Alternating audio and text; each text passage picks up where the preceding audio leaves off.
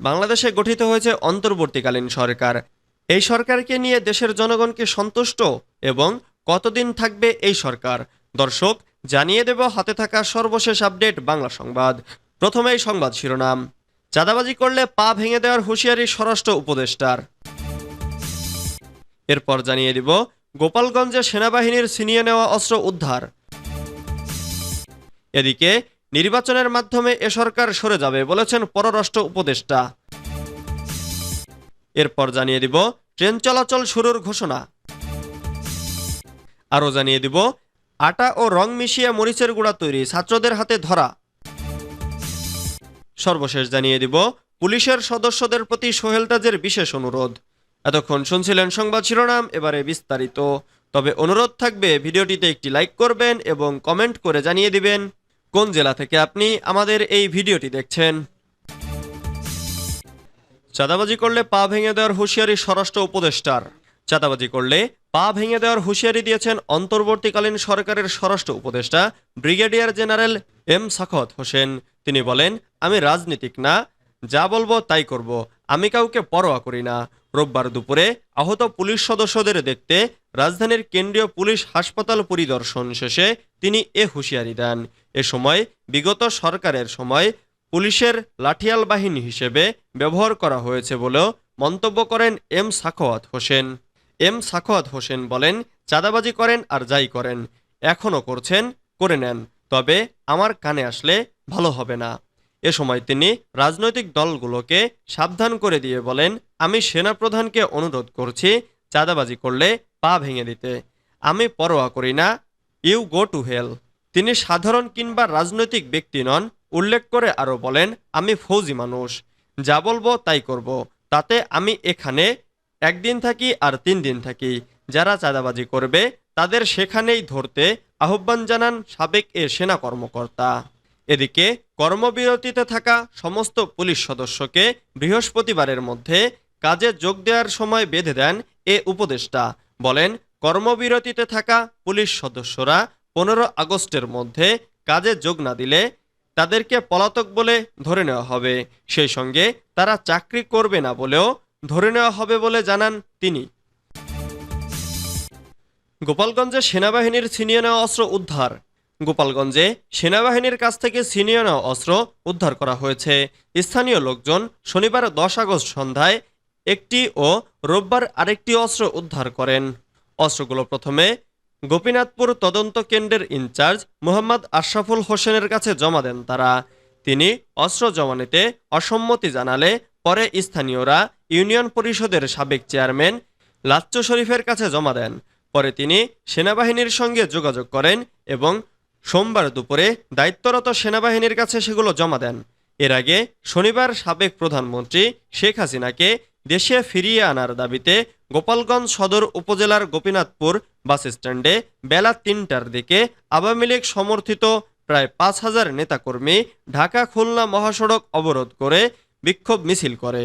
এ সময় মহাসড়কে প্রায় 5 কিলোমিটার যানজটের সৃষ্টি হয়। পরে গোপালগঞ্জে টহলরত 2 সেনা সদস্যের দল উপস্থিত হয়ে যানজট নিরসনে বিক্ষোভকারীদের অবরোধ প্রত্যাহার করতে বলে, কিন্তু উত্তেজিত বিক্ষোভকারীরা সেনা টহল দলের ওপর ইটপাটকেল নিক্ষেপ করে এবং দেশীয় অস্ত্র দিয়ে আঘাত করে। এছাড়া বিক্ষোভকারীরা সেনাবাহিনীর একটি গাড়ি পুড়িয়ে দেয় ও 2টি গাড়ি ভাঙচুর করে এবং 2টি অস্ত্র ছিনিয়ে নেয়। নির্বাচনের মাধ্যমে সরকার সরে যাবে বলেছেন পররাষ্ট্র উপদেষ্টা। অন্তর্বর্তীকালীন সরকারের পররাষ্ট্র বিষয়ক উপদেষ্টা মোহাম্মদ তৌহিদ হোসেন বলেছেন, সরকারের চূড়ান্ত লক্ষ্য নির্বাচনের দিকে যাওয়া। নির্বাচনের মাধ্যমে এ সরকার সরে যাবে। রোববার 11ই আগস্ট গণমাধ্যমের সঙ্গে মতবিনিময়কালে একথা বলেন তিনি। তৌহিদ হোসেন বলেন, সরকারের লক্ষ্য হচ্ছে চূড়ান্তভাবে একটি নিরপেক্ষ এবং সঠিক নির্বাচনের মাধ্যমে ক্ষমতা হস্তান্তর। এটা নিয়ে সন্দেহের কোনো সুযোগ নেই। আমাদের প্রথম কাজ হচ্ছে স্থিতিশীলতা ফিরিয়ে আনা। সেটি 7 দিন লাগতে পারে, 15 দিন লাগতে পারে, আবার 2 মাসও লাগতে পারে। নির্বাচন অবশ্যই করতে হবে জানিয়ে পররাষ্ট্র বিষয়ক উপদেষ্টা বলেন, নির্বাচন করতে অবশ্যই হবে। নির্বাচনের মাধ্যমে এ সরকার সরে যাবে, কিন্তু আমরা এখনই বলতে পারছি না যে ঠিক কতদিন লাগবে। এ নিয়ে আপাতত কোনো স্পেকুলেট না করি, আমরা কিছুদিন অপেক্ষা করি, এই পরিস্থিতি আসুক দেশের। ট্রেন চলাচল শুরুর ঘোষণা। আগামীকাল 12ই আগস্ট থেকে মালবাহী ট্রেন ও 13 আগস্ট থেকে mail express, local, commuter train এবং 15 আগস্ট থেকে আন্তনগর ট্রেন পর্যায়ক্রমে পরিচালনার ঘোষণা দিয়েছে রেলওয়ে কর্তৃপক্ষ। রোববার 11ই আগস্ট বাংলাদেশ রেলওয়ের পরিচালক জনসংযোগ মোহাম্মদ নাহিদ হাসান গণমাধ্যমে পাঠানো বিজ্ঞপ্তিতে এ তথ্য জানিয়েছেন। এতে বলা হয়েছে, পার্বত ও জামালপুর এক্সপ্রেস ট্রেনের চলাচল সাময়িকভাবে বন্ধ থাকবে। আন্তনগর ট্রেনের টিকিট আগামীকাল বিকেল 5টা থেকে ক্রয় করা যাবে। আটা ও রং মিশিয়ে মরিচের গুঁড়া তৈরি ছাত্রদের হাতে ধরা। বরিশালের গৌরনদীতে পচা মরিচ, আটা ও রং মিশিয়ে মরিচের গুঁড়া তৈরির কারখানায় অভিযান চালিয়েছেন ছাত্ররা। উপজেলার টর্কি বন্দরের শাহ আলম খানের মরিচের গুঁড়া তৈরির কারখানায় এ অভিযান চালানো হয়। সাধারণ শিক্ষার্থী সানাউল হাওদার বলেন, শনিবার দুপুরে মরিচের গুঁড়া তৈরির কারখানায় গেলে সেখানে পচা মরিচ, আটা ও রং মিশ্রিত গুঁড়ামরিচ দেখতে পান শিক্ষার্থীরা। পরে সেগুলো আটক করা হয়। একই দিন বন্দরের একটি গোডাউনে অভিযান চালিয়ে ভেজাল চাল আটক করেন শিক্ষার্থীরা। অভিযানকালে গৌরনদী ব্লাড ডোনার্স ক্লাবের প্রতিষ্ঠাতা কাজী সুজন, শিক্ষার্থী রাতুল হোসেন সহ অন্যরা। পুলিশ সদস্যদের প্রতি সোহেল তাজের বিশেষ অনুরোধ। গণঅভ্যুত্থানের মুখে আওয়ামী লীগ সরকারের পতনের পর গত 5 আগস্ট থেকে দেশের বিভিন্ন থানায় হামলা, ভাঙচুর ও অগ্নিসংযোগের ঘটনায় অনেক পুলিশ সদস্য নিহত এবং আহত হয়েছেন। ফলে পুলিশের পক্ষ থেকে তাদের নিরাপত্তা ও বিচার সহ 11 দফা দাবি পেশ করা হয়েছে।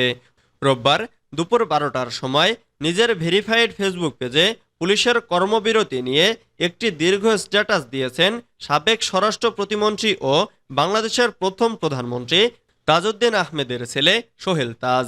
তিনি বলেন, আমার প্রিয় পুলিশ বাহিনীর সদস্য ভাই বোনেরা, আপনারা দয়া করে কাজে ফিরে আসুন। আপনাদের আমাদের সবার খুবই প্রয়োজন। আপনারাই তো আমাদের সেবক এবং রক্ষক। যারা অন্যায় করেছে তাদের আইনের আওতায় এনে বিচার করা হবে। কিন্তু আমরা জানি আপনারা সবাই অন্যায় করেন নাই। আমি ব্যক্তিগতভাবে আপনাদের 11 দফা দাবির সঙ্গে একমত। আমি বিশ্বাস করি এই দাবিগুলো বাস্তবায়ন হবে ইনশাল্লাহ। দৃষ্টি আকর্ষণ, উপদেষ্টা স্বরাষ্ট্র মন্ত্রণালয়। ছাত্র জনতার এই অভূতপূর্ব অভ্যুত্থানের মূল লক্ষ্য যদি হয়ে থাকে একটি আধুনিক গণতান্ত্রিক সমৃদ্ধশালী বাংলাদেশ, তাহলে আমাদের সর্বপ্রথম নজর দিতে হবে সুশাসন প্রতিষ্ঠার দিকে। সুশাসনের পূর্ব শর্ত হচ্ছে আইনের শাসন, দুর্নীতি, অনিয়ম, অব্যবস্থাপনা ইত্যাদি নিয়ন্ত্রণ বা নির্মূল করা। এ কাজটা করার মূল হাতিয়ার হচ্ছে আইন শৃঙ্খলা বাহিনী। কিন্তু যারা এই কাজগুলো করবে তারাই যদি দুর্নীতিগ্রস্ত হয়, তাহলে কোনোদিনই আইনের শাসন নিশ্চিত করা যাবে না। আর তাই আগে গোটা পুলিশ প্রশাসনের সংস্কার প্রয়োজন এবং রাজনীতির প্রভাব মুক্ত রাখা প্রয়োজন।